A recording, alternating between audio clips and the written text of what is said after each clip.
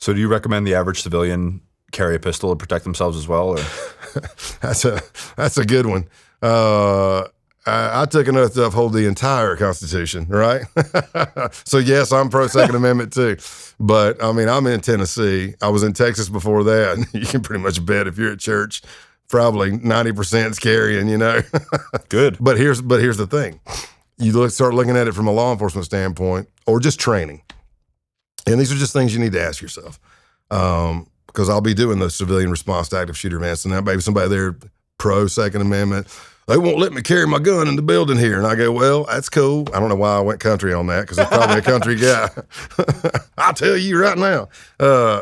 And I'm like, well, I don't know the rules, and this is your business. I said, but let me ask you something. How often do you go practice? You know? All right. Do you? Okay. All right. Are you a pretty good shot? Okay. Do you ever do time constraints? No, really. Does that paper ever move, or does it just stand still? I said, so then I started talking about stress inoculation, and that's huge in what we do. And what I did for 28 years, I went through it. I mean, we still go through it because it's a perishable skill. But I mean, push-ups, running down, striking the dummy, body or air squats, and then sit-ups, strikes, threat. Now you got to turn, and we're yelling a color and a shape. You got to find them and put the bullets on the right, 2 on this one and 1 on this one. So it gets you target recognition, getting your heart rate up. So stress inoculation, for the listeners or viewers that don't know, that's we're putting you in your body in that oh crap moment of what you're going to be most likely, sometimes exactly what you're going to be feeling in that event. And we train that way so it becomes instinctive. So, because how many videos can I show you of officers or military in shootouts? They have no idea how many rounds they shot. They have no idea that they took effective cover while they did a magazine exchange, but they did it because even though their mind's going that lizard brain, that fight or flight or freeze, they've done it and it's instinctive, and they do that. So I'll point that out. And then I'll take one from my buddy. We were just kind of BSing over dinner or something one time, and it's like, okay, let's just say everybody in the church is armed and an active shooter comes in. Everybody stands up and pulls out their gun. What are you looking for? You're looking for a person with a gun. Well, we've all got guns. And do you have a police sash you can throw on?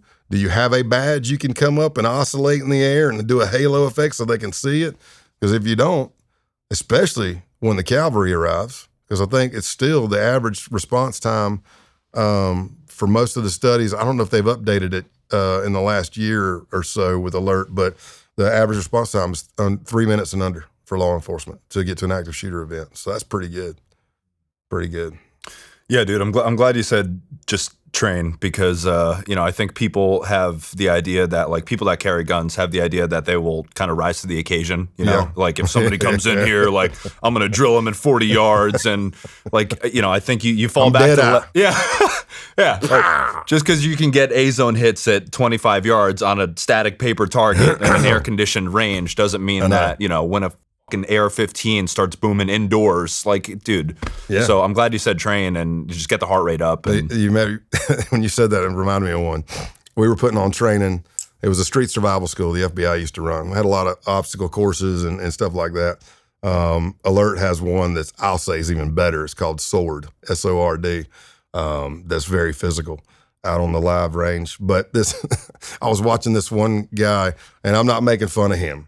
I'm not trying to anyway, but I'm pointing out, I'm going to tell the story because I'm pointing out exactly what you just said. They feel like they're going to rise to the occasion when it happens. So there was a guy, and he was a uniformed cop. And we're in our 10, 15-minute break, and he's over there smoking his cigarette. And I don't care if you smoke or not. I got a buddy, he can run, I don't know, a marathon, still smokes, but most people can't. So he's smoking. He's like, the other day I was at Burger King. He said, I was behind this woman. He said, she dropped her purse or something. He said, I got down on my knee to hand it to her. He said, man, you know what? I've done got so fat, I had to get help to get up. Couldn't get up off the floor by himself with his duty belt and everything on. And he's still smoking, and I'm just standing over there getting a sip of Gatorade or whatever behind him. He didn't know I'm back. He goes, but it's amazing how it all comes back to you when the ass hits the fan. And I was sitting there going, mm-hmm. So next drill, we changed. I said, let's change the drill. Let's do this. I got him doing push-ups, jumping jacks, whatever. I mean, it wasn't even that much, bro.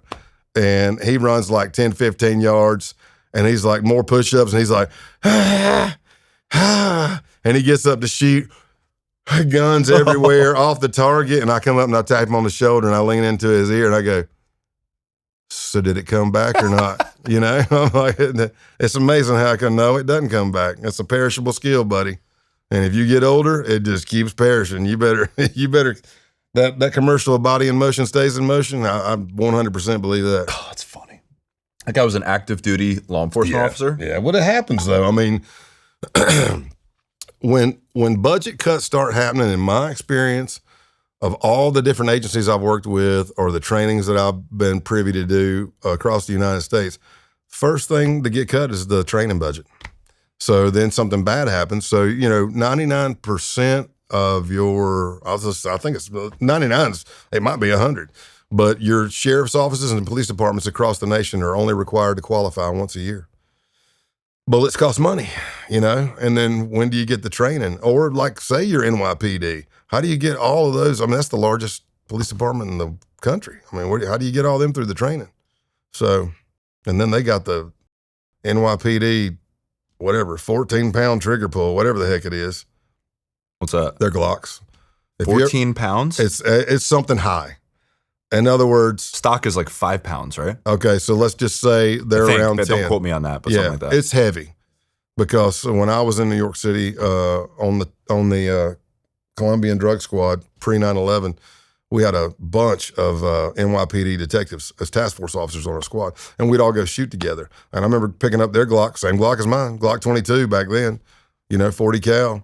I come out to pull their trigger, and I'm like, "What in the blue?" I'm like, "You're going."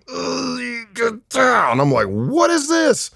They did that to cut down on the accidental discharges.